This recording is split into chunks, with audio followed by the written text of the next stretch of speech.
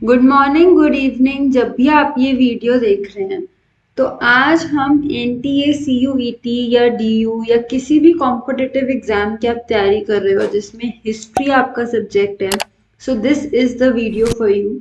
आज हम practice question की सीरीज में आगे बढ़ते हुए 11th प्रैक्टिस क्वेश्चन के वीडियो पे पहुंचे हैं।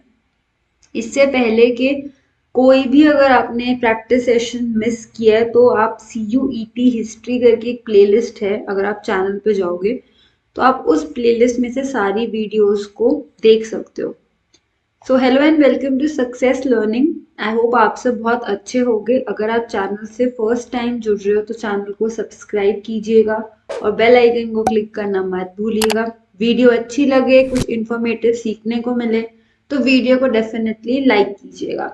अगर आपको इस PDF चाहिए हो इस डिस्कशन की, क्वेश्चंस की, तो वो आप टेलीग्राम चैनल से ले सकते हो। मैं वहां पे इसकी PDF को अपलोड कर दूंगी। तो अपनी खुद की प्रैक्टिस करने के लिए चाहिए या फिर इन जनरल अगर PDF डाउनलोड करके रखनी है, क्योंकि कुछ कुछ इंपॉर्टेंट पॉइंट्स भी मैं इसमें ऐड कर देती हूँ PDF के बीच में। सो वो उसके लिए आप टेलीग्राम इज द प्लेस जहां से आप इसको डाउनलोड कर सकते हैं। सो शुरू करते हैं सीरीज जो वीडियोस की 11th वीडियो का first question. With reference to the history of India, the term अग्रहा is related to। तो अग्रहा ये टर्म किससे रिलेटेड है? कॉन्ट्रीब्यूशन ऑफ लैंड और taxes for the village by the king to the Brahmins. जो king taxes में से कुछ कंट्रीब्यूट करते हैं ब्राह्मण्स को कि विलेज के लिए, या फिर a heterodox sect is closer to Jainism, उसके लिए ये टर्म यूज की जाती है। या फिर गुप्ता पीरियड में जो एडमिनिस्ट्रेटिव यूनिट थी ऑफ अ किंगडम उसके लिए, या फिर a Buddhist place of worship. तो इनमें से किसको अग्रह कहा जाता है? तो उसका आंसर है फर्स्ट, जो भी लैंड या टैक्स का कंट्रीब्यूशन किया जाता है उसको कहा जाता है अग्रह। एंड अगर हम सेकेंड टर्म की बात करें, a heterodox sect is closer to Jainism, तो इसको हम कहते हैं अजीविका। ठीक है, तो अगर आपसे पूछा जाता कि टर्म अजीविका इज रिलेटेड टू, तो आपका आंसर बी होता। सेकेंड जो थर्ड है, a Gupta period administrative unit of a kingdom, तो इसको भुक्ति कहा जाता है। ठीक है, तो हर चीज की एक टर्म है। तो एडमिनिस्ट्रेटिव यूनिट, जब हम गुप्ता पीरियड की बात करें तो उसको भुक्ति कहा जा रहा है। और अगर हम बुद्धिस्ट प्लेस ऑफ वर्शिप, तो इसको आप चैत्या कह सकते हो। ठीक है, तो इस तरीके से ये टर्म्स हैं एंड आपका आंसर है फर्स्ट। आगे बढ़ते हैं। Harappan seals is mostly made of, तो ये मटेरियल पूछ रहा है जिससे हरप्पन सील्स बनाई जाती हैं। ऑप्शंस हैं स्टेटाइट, रेड सैंडस्टोन, टेराकोटा या आइवरी। तो आपका आंसर है स्टेटाइट। हमें अलग अलग जो सील्स मिली हैं उसमें हमें एनिमल मोटिव मिला है और नीचे कुछ सिंबल्स बने हुए मिले हैं। ऑल्दो अभी तक स्क्रिप्ट जो है हड़प्पा की इट इज अनडेसिफर्ड, बट स्टिल हमें मटेरियल पता है एंड दैट इज स्टेटाइट। आगे बढ़ते हैं। हड़प्पन सिविलाइजेशन फ्लरिश की अराउंड 2500 BC, और वो जो एरिया था जहाँ पे हड़प्पन सिविलाइजेशन फ्लरिश की उसको हम क्या कहते हैं today? Pakistan and Afghanistan, western India and Pakistan, Afghanistan and western India, India and China. तो इसमें सबसे ज्यादा जो आंसर हो ही नहीं सकता वो है इंडियन चाइना। एंड इंडिया तो आएगा ही आएगा, तो ये भी नहीं है। And Afghanistan and western India, क्या पाकिस्तान को इसमें मिस नहीं कर सकते, क्योंकि मोहनजोदारो एंड हड़प्पा जैसी जो मेजर साइट्स हैं वो पाकिस्तान में है प्रेजेंट डे वाले। तो इसलिए आपका answer as per the options आपका आंसर बी होगा। बट ऐसा नहीं है कि अफगानिस्तान में जो हड़प्पा सिविलाइजेशन फ्लरिश की उसमें से पाकिस्तान अफगानिस्तान में कुछ नहीं है। जैसे शोरतुगई वगैरह जो जगहें हैं वो अफगानिस्तान में प्रेजेंट डे पे है, but still as per the option you will go with western India and Pakistan. हाँ, अगर यहाँ पे western India, Pakistan and Afghanistan तीनों दिया होता तो that would be the best option and हम उसके साथ जाते। बट अभी करंट सिनेरियो में will go with western India and Pakistan. So आपका आंसर ये होगा इसीलिए। आगे बढ़ते हैं। नेक्स्ट क्वेश्चन कह रहा है who issued the first coins bearing the name of the ruler. सिक्के पहले भी थे लेकिन फर्स्ट कॉइन्स जिसपे उस रूलर का नाम भी है वो कब किसने इशू किए? इंडो ग्रीक, गुप्ता, मौर्यन या सतवाहना? तो इसका आंसर है Indo Greeks. Indo Greeks were the one जिन्होंने इशू किया था। एंड अगर मैं इसमें क्वेश्चन एक जो बहुत कॉमन सा क्वेश्चन आता है वो है कि फर्स्ट गोल्ड कॉइन्स किसने इशू किए थे? तो उसका आंसर है कुशानाज ने। ठीक है, तो that would be your answer. But अभी इसमें बात हो रही है कि ऐसे कॉइन्स में रूलर्स की शक्ल थी तो वो इंडो ग्रीक्स हैं। बट इंडो ग्रीक्स के टाइम पे भी आपको गोल्ड के कॉइन्स देखने को मिलेंगे। आगे बढ़ते हैं। Who was the adopted son of Peshwa Bajirao II, who was refused pension by East India Company? तो पेशवा बाजीराव टू के कौन से अडॉप्टेड सन थे जिनको ईस्ट इंडिया कंपनी ने पेंशन रिफ्यूज की थी? नारायण राव, नाना साहेब, प्रताप सिंह भोसले या फिर सवाई मदुरई? अब इनमें से कौन थे जिनको मना किया गया था? तो इसका आंसर है नाना साहेब। एंड उनको क्यों ये चीज उनकी पेंशन जो उनको रिफ्यूज की गई थी, व्हाट वाज द रीजन? तो डॉक्ट्रिन ऑफ लैप्स के चलते, उसके कारण से इनकी पेंशन रिफ्यूज कर दी गई थी। आगे बढ़ते हैं। Hampi was the capital of Vijayanagara empire, Mughals, Rajput या फिर ब्राह्मणी किंगडम? तो Hampi was the capital of Vijayanagara empire. ये तो बहुत ही सिंपल था। अब इससे एक क्वेश्चन और बन सकता है कि हम्पी जो नेम है ये कहाँ से डिराइव हुआ है? तो जो उनकी लोकल मदर गॉडेस हैं जिनको पंपा देवी माना जाता है उनके वहां से इस नेम को डिराइव किया गया है। ठीक है, तो ये आप लिख सकते हैं goddess Pampa Devi was the one जिनके थ्रू ये नेम को डिराइव किया गया हम्पी। आगे बढ़ते हैं। क्वेश्चन 7 कह रहा है devotional music is an important way of reaching God. कि म्यूजिक जो है उसके थ्रू हम भगवान तक रीच कर सकते हैं। ये टीचिंग जैनिज्म, सूफिज्म, बुद्धिज्म या हिंदुइज्म, किसमें डिवोशन म्यूजिक के थ्रू गॉड तक रीच करने की टीचिंग दी गई है? तो इसका आंसर है सूफिज्म। ठीक है, सूफिज्म में म्यूजिक के थ्रू रीचिंग गॉड को इंपॉर्टेंस दी गई है एंड उसकी टीचिंग्स हैं। आगे बढ़ते हैं। अकबरनामा एंड एन अकबरी किसने लिखी है? जियाउद्दीन बरानी, अबुल फैजल, अबुल कादिर या फिर अकबर? तो अकबर तो बिल्कुल भी नहीं है। इसका आंसर है अबुल फैजल। एंड वैसे तो ये क्वेश्चन को सेंस नहीं है कि अकबरनामा और एन अकबरी को दो अलग अलग सेक्ट में दिया है इन्होंने, जबकि अकबरनामा जो है उसके 3 वॉल्यूम थे। उस वॉल्यूम में से एक जो 3rd वॉल्यूम था वो ही एन अकबरी है। तो ये दो अलग चीजें नहीं हैं। इसका पार्ट है, 3rd पार्ट है एन अकबरी। ठीक है, तो आगे बढ़ते हैं। Arrange the following events chronologically starting from earliest. तो इवेंट्स को हमें ऑर्डर में लगाना है, सबसे पहले और फिर बाद में, ऐसे करके। पहला इवेंट है first issue of young India under Gandhi ji's editorship.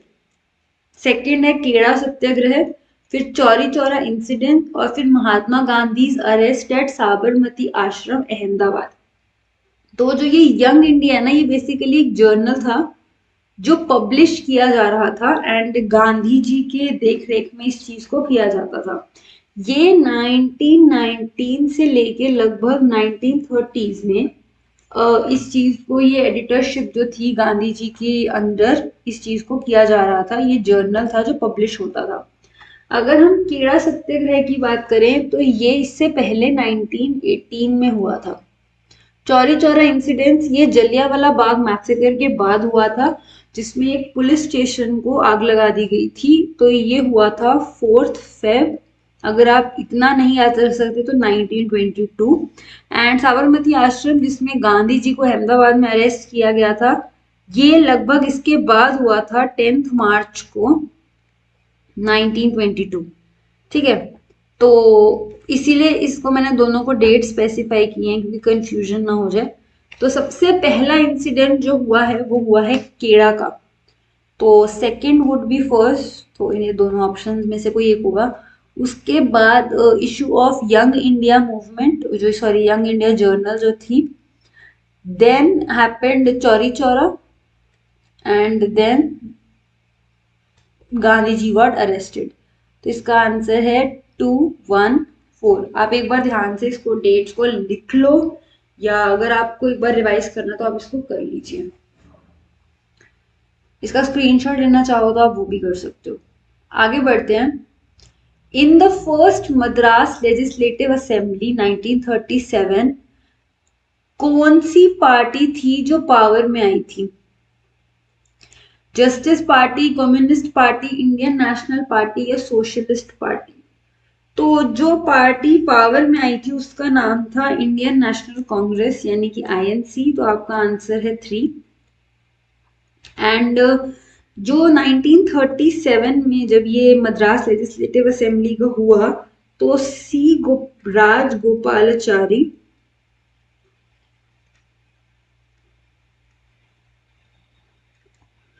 ये जो थे ये फर्स्ट कांग्रेस चीफ मिनिस्टर बने थे मद्रास के, सीएम ऑफ मद्रास। ठीक है, तो ये भी एक जनरल फैक्ट क्वेश्चन है जो आपसे पूछा जा सकता है। 1937 में ये चीज हुई थी। आगे बढ़ते हैं। खानकाहा इन सूफिज्म, उसे क्या किस मतलब से रेफर किया जाता है? खानकाहा को चैंटिंग ऑफ अ नेम, मतलब नाम को बार बार जपना, डिस्कशन ऑफ पेरेबल्स, जो भी वो डिस्कशन होती थी, या फिर प्लेस जहाँ पे जो सूफी मास्टर होते थे वो अपनी असेंबली रखा करते थे, असेंबली हुआ करती थी, या फिर एक स्पेशल काइंड ऑफ सॉन्ग, एक तरीके का कोई गाना। तो खानकाहा किसको कहा जाता था? तो खानकाह जो है ये बेसिकली वो प्लेस होती थी जहाँ पे सूफी मास्टर्स अपनी असेंबली हेल्ड किया करते थे। और जो ये खानकाह है ना, ये पर्शियन टर्म है। आगे बढ़ते हैं। Which of the following rulers were patronised both Alvars and Nayanar cult? तो ऐसे कौन से रूलर्स हैं जिन्होंने अलवर्स और नयनार्स को पैटर्नाइज किया, मतलब उनको पैसे दिए, उनके रिलेटेड मंदिर बनवाए, ये सब चीजें की? वो कौन थे? चौलास, पल्लवास, चालुक्यास? तो इसका आंसर है all of the above. South में अपनी पावर दिखाने के लिए टेम्पल बिल्डिंग को सबसे इंपॉर्टेंट माना जाता था, इसीलिए आप साउथ इंडिया में अगर जाओगे तो आपको ग्रैंड टेम्पल्स मिलेंगे। तो अलवर्स और नयनास कल्ट के दोनों के आपको मिलेंगे वहां पे। एंड चोला, जयास, पांड्यास, आपको सबका दिखेगा कि हर किंग ने वहां पे अपनी पावर को दिखाने के लिए बड़े बड़े टेम्पल्स को बनवाया था। अब अगर हम अलवर्स की बात करें तो ये कौन होते हैं? ये होते हैं डिवोटीज ऑफ विष्णु, या फिर जो भी विष्णु जी के अवतार हैं उनके। अगर हम नयनार्स की बात करें तो ये शिवा या उनके जो अवतार हैं उनके जो डिवोटीज होते हैं, फॉलोअर्स होते हैं, उनको नयनार्स कहा जाता है। तो वो हो गए अलवर्स और ये हो गए नयनार्स। ठीक है, आगे बढ़ते हैं। Which of the following movement जो गांधी जी ने लीड किया था, जिसको चंपारण होम रूल मूवमेंट या अहमदाबाद मिल स्ट्राइक? तो चंपारण और अहमदाबाद मिल स्ट्राइक ये दो मूवमेंट्स थी जो गांधी जी ने की थी। होम रूल मूवमेंट जो थी ये गांधी जी ने नहीं किया था। अगर हम चंपारण सत्याग्रह की बात करें तो ये 1917 में, और केड़ा वाला 1918 में हुआ था। तो आपका आंसर है 1 एंड 3। और अगर हम बात करें होम रूल मूवमेंट की तो ये 1916 में हुई थी। एंड इसको बेसिकली एनी बेसेंट की लीडरशिप में एंड बाल गंगाधर तिलक, उनकी लीडरशिप में होम रूल मूवमेंट जो थी ये हुई थी। तो ये गांधी जी ने नहीं लीड की थी। आगे बढ़ते हैं। what criteria were used to classify Brahmins? Brahmins को 1000 BC के बाद क्लासिफाई करने के लिए किस क्राइटेरिया को यूज किया जाने लगा? गोत्र को, क्लास को, प्रोफेशन को या क्लैन को? तो ब्राह्मण्स हो गए प्रोफेशन या क्लैन या क्लास नहीं, इसका आंसर है गोत्र। आगे बढ़ते हैं। Who among the following leaders, जिसने ऑब्जेक्टिव रेजोल्यूशन को इंट्रोड्यूस किया था कॉन्स्टिट्यूएंट असेंबली में 13 दिसंबर 1946 में? तो जो 13 दिसंबर 1946 है ना, ये डेट भी इंपॉर्टेंट है। आपसे ये भी पूछा जा सकता है कि when was objective resolution passed या फिर इंट्रोड्यूस्ड, सॉरी, तो उसका आंसर होगा इंट्रोड्यूस्ड। अगर क्वेश्चन आएगा तो आप होगा 30 दिसंबर 1946। And it was introduced by whom? Dr. B.R. Ambedkar, S.N. Mukherjee, Subhash Chandra Bose या जवाहरलाल नेहरू? तो it was introduced by Jawaharlal Nehru. आगे बढ़ते हैं। Choose the correct option related to the women devotee. जो अलवर्स एंड नैनार्स की जो वुमेन डिवोटीज भी हुआ करते थे, तो उनमें से आपको इनके ऑप्शन सही बताने हैं। अंदल अलवर्स के, कलईकल अम्मयार अलवर के, या फिर कलईकल अम्मयार नयनार की फॉलोअर थी, या फिर बोथ 1 and 3। तो इनमें से कौन सा ऑप्शन है जो करेक्ट है? तो आपका आंसर है बोथ 1 and 3। जो कलईकल अम्मयार थी ये अलवर्स की नहीं, ये नयनार फॉलोअर थी। एंड अलवर्स वो होते हैं जो विष्णु एंड डिवोटीज उनके अवतार के, एंड नयनार जो होते हैं वो शिवा और उनके अवतार के डिवोटी होते हैं। अंदल और Karaikal Ammaiyar, these were few of the women जो फॉलोअर और डिवोटीज थे। आगे बढ़ते हैं। इन धर्म सूत्र एंड धर्म शास्त्र कितनी काइंड ऑफ मैरिजेस को रिकॉग्नाइज किया गया है? 5, 6, 7 या 8? तो धर्म सूत्र या धर्म शास्त्र में 8 तरीके की मैरिजेस को रिकॉग्नाइज किया गया है, लेकिन इस 8 में से 4 मैरिजेस को गुड कहा गया है एंड दे आर रिकॉग्नाइज्ड, क्योंकि वो उनको सही माना गया है एज पर धर्म शास्त्र एंड धर्म सूत्र, और जो बाकी की रिमेनिंग है उनको कंडेम किया गया। ठीक है। तो अगर आपसे इस क्वेश्चन की जगह ये पूछा जाता कि धर्मशास्त्र या धर्म सूत्र में how many kinds of marriages are recognised as good, तो फिर आपको इसमें 4 को टिक करना पड़ता। बट इन जनरल रिकॉग्निशन की बात हो रही है तो 8 है। Match the following: Akbarnama, Abul Hamid Lahori, Abul Fazal, Gulbadan Begum या जहांगीर, हुमायूं नामा, जहांगीर नामा, बादशाह नामा। तो अब इनको आपको मैच द फॉलोइंग है कि किस राइटर ने कौन सी बुक लिखी है, कौन सा नामा लिखा है, वो आपको बताना है इसमें से। तो अगर हम सबसे पहले की बात करें अकबरनामा, तो ये तो हम देख ही चुके हैं कि अकबरनामा भी ऊपर मैंने बताया था कि उसमें से इसका 3rd पार्ट था एन ए अकबरी। तो ये किसने लिखी थी? ये लिखी थी अबुल फैजल ने। अगर हम हुमायूं नामा की बात करें तो ये गुलबदन बेगम, जो कि इनकी सिस्टर थी और अकबर की बुआ थी, जिनको अकबर ने बोला था कि आप लिखिए, तो गुलबदन बेगम ने लिखा था। अब इसके आगे अगर हम जहांगीर नामा की बात करें तो जहांगीर नामा जहांगीर से रिलेटेड, और बादशाह नामा अब्दुल हामिद लाहौरी। तो 4। तो आपका कुछ पैटर्न 1 बी है, ये तो ऐसे ये इसी में ही पढ़ रहा है सिर्फ। तो 2 का सी होगा गुलबदन बेगम, 3rd का डी जहांगीर, और 4th का ए अब्दुल हामिद लाहौरी। तो ये आपका करेक्ट पैटर्न है and this is your answer. आगे बढ़ते हैं। In the constitution of India, the constitution of India came into effect, effect में हमारा कॉन्स्टिट्यूशन आया था 26 जनवरी कौन से ईयर में? 1949, 1950, 1951 या 1952? तो हमारा कॉन्स्टिट्यूशन इफेक्ट में आया था 1950 में। और अगर हम बात करें कि हमारा कॉन्स्टिट्यूशन बन के तैयार हो चुका था और साइनिंग कब हुई थी, तो वो था 26 नवंबर 1949। ठीक है, तो ये कुछ बेसिक डेट्स हैं कि कॉन्स्टिट्यूशन डिक्लेयर हो चुका था कि अब तैयार हो गया, पर इफेक्ट में 26 जनवरी को आया था। आगे बढ़ते हैं। Which among the following freedom fighter को फर्स्ट मैट्रे कंसिडर किया जाता है 1857, अगर हम रिवोल्ट की बात करें? मंगल पांडे, वीटी सर्वकार, बेगम हजरत महल या आरसी मजूमदार? तो ऐसे ये क्वेश्चन तो बहुत ही इजी है, इसका आंसर है Mangal Pandey, and he was the soldier. Bengal regiment से ये बिलोंग करते थे, एंड जो 1857 के रिवोल्ट में फ्रीडम फाइटर्स थे, इनको जब बाद में हमने 1942 में जब अपनी क्विट इंडिया मूवमेंट हमने शुरू की है, जब हमारी फ्रीडम स्ट्रगल बाद में 19th सेंचुरी में शुरू हुई, तब भी इनको एक इंस्पिरेशन की तरह लिया जाने लगा।